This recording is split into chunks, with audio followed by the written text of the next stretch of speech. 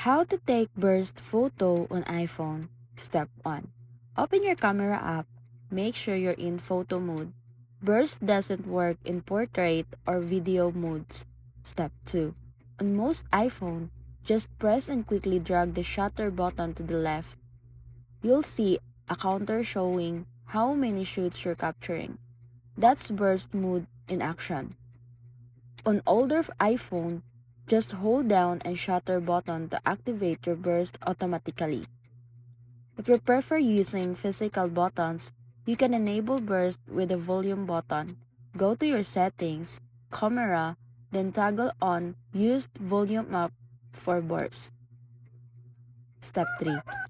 After shooting, open your Photos app and tap the burst you just captured.